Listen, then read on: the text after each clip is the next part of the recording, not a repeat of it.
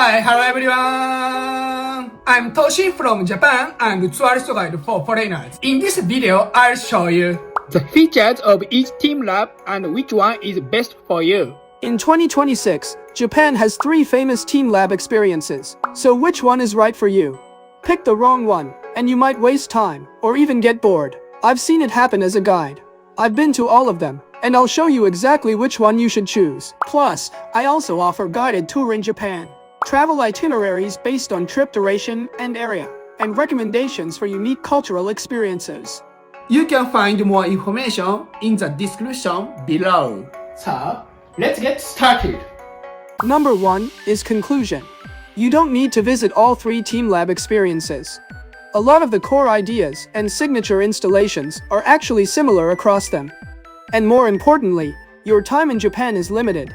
You don't want to spend hours on something that doesn't match what you're looking for. So the real question is, which one is right for you? To answer that, you need to understand what each location offers and think about what you personally want. In the next sections, I'll break down each TeamLab, compare them across 5 key factors, and share 5 important things you should know before choosing. Let's start by looking at the difference between each TeamLab. Number 2 is TeamLab differences explained. Right now, there are 3 major TeamLab experiences in Japan. First, there's TeamLab Planets in Toyosu, Tokyo. This one is all about immersive, physical experiences. You walk barefoot, step into water, and feel the art with your whole body. Second, TeamLab Borderless in the Roppongi area of Tokyo. This is more like an exploration. It's huge, you can get lost, and the artworks actually move and change throughout the space. And third, TeamLab Biovortex in Kyoto, near Kyoto Station. This is the newest one, with a strong focus on deep immersion and digital visuals. It feels more like stepping inside a moving, interactive world. So, which one should you choose? Let's break it down in the next chapter. Number 3 is 5 key factors to compare. What kind of experience do you want? First, the most important thing is this. What kind of experience do you want? In this section, we'll look at it through that lens. This alone will decide almost everything. There are 3 main types. First, if you want a fully immersive, physical experience, go for TeamLab Planets in Tokyo. You'll walk barefoot, step into water, and feel the art with your whole body. It's also the most Instagrammable of the 3. But here's the catch. If you don't like being barefoot, this is not for you. Your feet will be in your photos, and if that bothers you, you won't enjoy it. Second, if you want to enjoy digital art at your own pace, TeamLab Borderless is the best choice. It's huge, the artworks move, and you explore freely through the space. This is the most classic TeamLab experience. And finally, if you're looking for something new and a bit different, go for TeamLab Biovortex in Kyoto.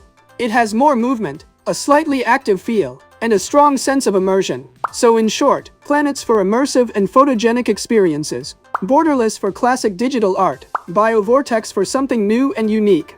Choose based on the experience you want. How long do you need? Second, let's talk about something very practical. Time. If you get this wrong, you'll likely regret it. So, how long do you actually spend at each TeamLab? From my experience, the longest is TeamLab Biovortex in Kyoto. I personally spent around 3 hours there. It's large, there are more attractions, and it's more active, so you naturally stay longer.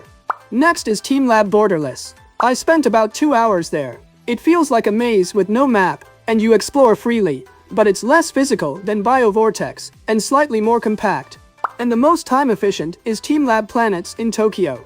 It's more structured, and you can go through it relatively quickly. So here's the simple way to choose. If you want a longer, more active experience, go with Biovortex. If you want a balanced experience, choose Borderless. If you're short on time, Planets is the best option. Choose based on your time. If you would like a personal guide in Japan or need recommendations for travel plans and cultural experiences, Please contact me from the link in the description section. Where are you staying? Third, let's talk about location, where you're actually staying. This one is simple, but very important. If you're based in Tokyo, you should choose either TeamLab Planets or Borderless. If you're staying in Kyoto, Biovortex is the most natural choice. That's the basic rule. But here's the key question. Is it really worth traveling just for one TeamLab? For example, if you're visiting Tokyo, Going all the way to Kyoto just for Biovortex will cost you a lot of time and money, and the same goes the other way around. Japan may look small on the map, but traveling between cities takes more time than you expect. So in most cases, it's best to choose based on where you already are. What should you combine it with? Fourth, think about your trip as a whole. This is something many people overlook. Let's start with what's nearby. TeamLab Planets is located in the Toyosu area. It's easy to combine with places like the Toyosu Fish Market, so it fits nicely into a half-day plan.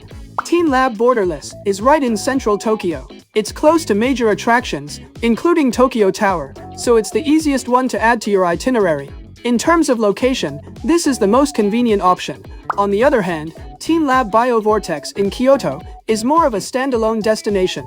There aren't many major attractions right next to it, so you usually go there as your main activity for the day. So here's the simple way to think about it. If you want to combine it with other sightseeing, Planets, or Borderless works best. If you want a dedicated experience, Biovortex is the better choice. This perspective can really change how you plan your trip. Which one do people like most? Fifth, let's talk about reviews. This is where many people make the wrong choice. If you want something safe and consistently highly rated, TeamLab Borderless is the best option. It's easy to recommend, and most people enjoy it. On the other hand, TeamLab Planets and Biovortex are a bit more unique. For some people, they're absolutely amazing, but for others, they may not feel as impressive. So the key point is this: don't just follow what's popular. What matters more is whether it fits you. Number 4 is 5 mistakes to avoid. Finally, here are 5 important things you need to know before choosing. First, barefoot. If you don't like being barefoot, TeamLab Planets is a hard no. Your feet will be visible in photos, and if that bothers you, you probably won't enjoy the experience. Second, cost. Ticket prices are quite similar across all 3. They change depending on the day and time, but the difference is usually only around 500 to 1,000 yen. What really matters is transportation. Traveling between cities, especially by Shinkansen, will cost much more than the ticket itself. Third, clothing. There are mirrored floor areas inside. If you're wearing a skirt, you should be careful. You can borrow a wrap or scarf if needed. Fourth, Borderless can be confusing. There's no map, and it's designed like a maze. If you don't enjoy wandering without a clear direction, it might feel tiring. And fifth, Biovortex is more physically active. There's movement involved, so it may not be the best choice if you're already tired. So remember, it's not about which one is the best. Choose what fits you. How was today's video? Don't forget to subscribe to my channel and like button. See you in my next video. Bye!